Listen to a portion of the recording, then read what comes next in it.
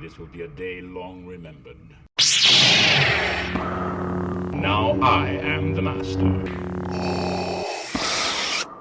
Welcome to another episode of Legends and Theories, and welcome to a review of the new Jedi Order, the Final Prophecy. This is the second to last book in the new Jedi Order series, and again, I do apologize if I accidentally go and confuse some things from the next book or the previous book, since I'm recording this right after I did the one from the previous book, but I'm still read about 40% of the book after this.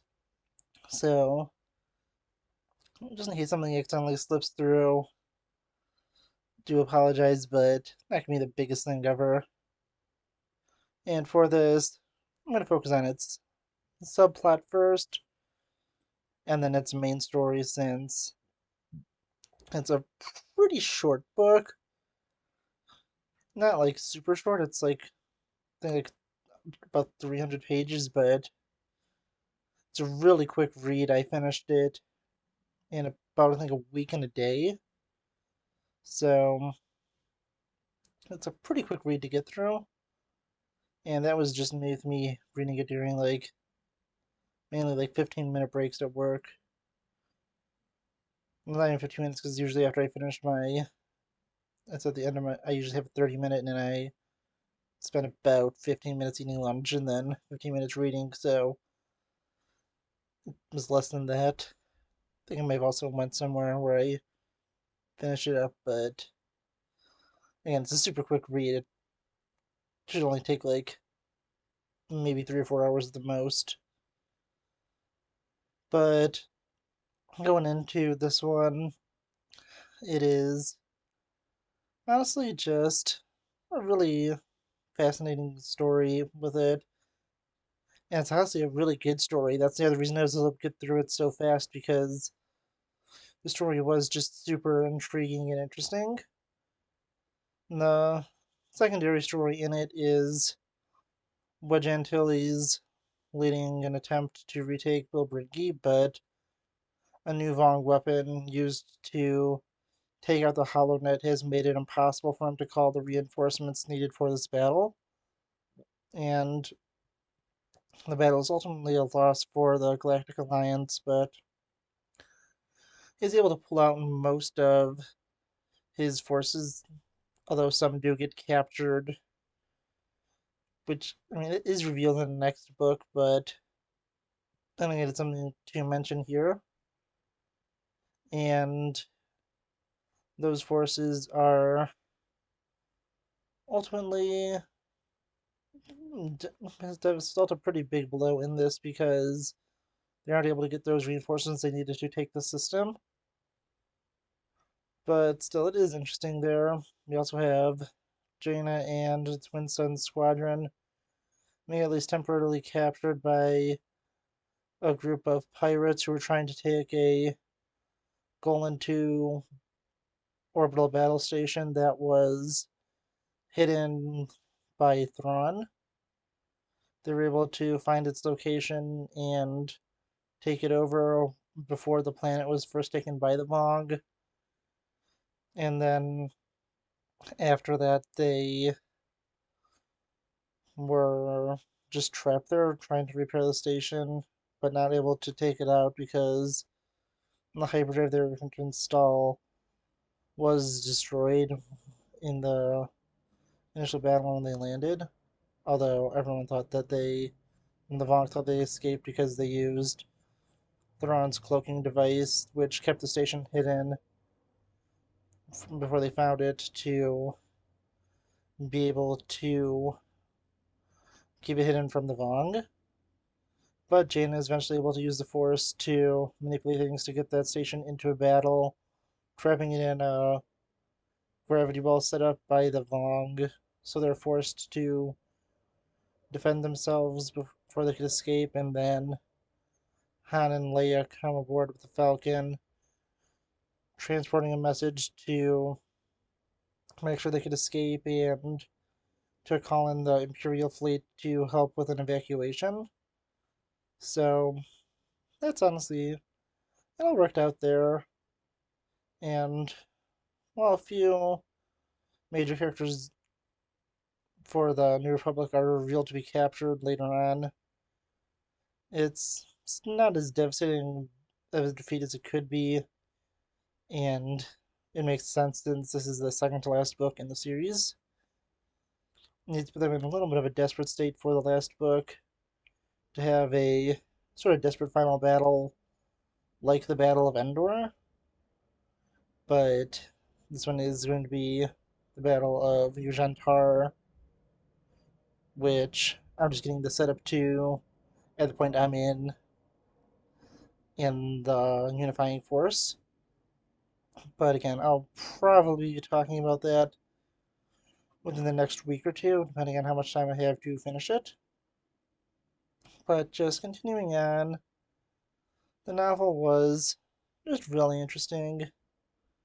I think that it was just getting really great when you get to the main storyline, and that is fully focused on Tahiri, Corran Horn, and a few different members of the Vong. We have the undercover Nomenor, the Shaper Nin Yim, and the priest Harar, I believe is pronounced. And they each have their own reason to want to go to the world of Xenomastakat. And the first two, our Shaper and our priest, they both want to go because of the Supreme Overlord Shimura having a great fear of the planet and killing anyone that he knows that knows about it. Nanyim was sent a ship that was captured in the first encounter that the Vong had shortly before the events, I believe, of the novel Rogue Planet. Again, I haven't read that book yet, but from what I could best tell is everything with Vergier happens before the events of that book, but I may be wrong again. I'm intending to read that after I finish Unifying Force, but just going through the story was honestly just really solid to have these different Vong characters having to team up with characters they all would have considered their enemy at one point. And going back to Nomenor, he had his main motivation to work with them to try and prove himself to his followers and the Shamed Ones to have them not be making a move that would lead to his death going against Shimura and the rest of the Vong. But he ultimately does decide to abandon his cause once he realizes he's on the world of Xenomastakat, that if he's able to destroy this world and take down most of Shimura's enemies here, all who have a pretty significant deal with the Vong and causes problems for them, including Luke Skywalker and Mara Jade, leaders of the Jedi Order, Horn, who embarrassed the Vong with his defiance at Ithor and killing one of the Vong commanders there before the Vong decided to betray the deal he made and destroy the world. Tahiri, who was a failure of the Shapers that tried to turn her into a Vong, although it sort of worked, but they didn't know that, where the two personalities were merged, which I'd mentioned in the previous book, and then just so many other things that were just going on. The fear he has in general of Sakat, which ultimately led to a pretty big moment for him where he realizes that he doesn't want to be the leader of the Shamed Ones because he still is a traditionalist Vong and the entire thing with the Shaven Ones was just made out of desperation.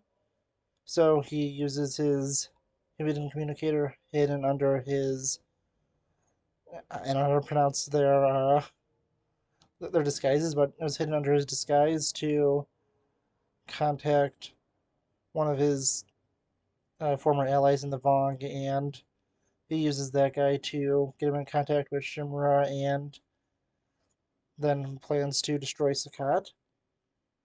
We then have an interesting moment as the other two Vong with him both realize that Zenoma Sakat, is actually very similar to their original homeworld of Yuuzhan'tar, and that it proves that there's a lot of problems with Shimmer's beliefs and their invasion of the galaxy. And through that, they ultimately decide that their war is futile and they need to find a way to reconcile their people with the people of this galaxy. Sadly, this realization comes too late for Nin Yim, who is executed by Nomenor when he makes the opposite decision where he wants to get that power back I mentioned, and he kills her after she makes his realization. It isn't really mentioned in this book what it is, but it is starting to expand in the next novel. And I know a little more about that based on the events that happen after and stuff I'd just known from other lore videos and stuff that I've watched before I even started this series. And I'll go briefly into that since there's just a slight chance I may accidentally forget when I talk about it next week or the week after for the final book of it, and that is that the Vong committed some pretty great atrocities in their original galaxy, which caused them to be cut off from the forest, and that everything that they're doing is against the what they'll need to do to be able to be redeemed, and it's just pushing them further and further on the path that got them cut off from the forest in the first point, and that ultimately their gods are the force, and the pain they suffer is because they have been cut off from the force. And yeah, honestly, that was pretty interesting. And just continuing on to it, there's just so many other great and interesting parts of the story. It's really interesting as they're just trying to work together, the Vong, and these are devote Vong to the ways of just how the Vong act in general, and not ones that would ally themselves with the other side and wouldn't consider themselves heretics, as their society would see it, is starting to change their minds and realize that there's big problems with everything. And it's honestly just super interesting. The final confrontation with Nomenor is also interesting as he's able to weasel his way out and just barely escapes the planet before it is able to at least partially thwart his attempt to destroy the world, but has to be forced to jump into lightspeed. And that's just an interesting thing about the planet where it has a hyperdrive sort of built into itself since it is a living world and is how it escaped from the Vong the first time. And yeah, honestly, everything with this is it's just super interesting. This is just a really great and exciting novel. And I think this one personally from everything that I've completed so far is my second favorite one, with the first one being the one where Coruscant fell. I'm sorry, I can't remember the name of it. I think it might have been Star by Star, but there's literally like 19 books in the series, plus two short books and three graphic novels. So it's just kind of hard to keep track of all of them. But yeah, honestly, I really want to know what you think. Please leave me in the comments, and I'll see you on the next episode of Legends and Theories. Thank you for watching this episode of Legends and Theories. Please subscribe, like the video, share the video, leave a comment, check out the video on screen, and may the Force be with you.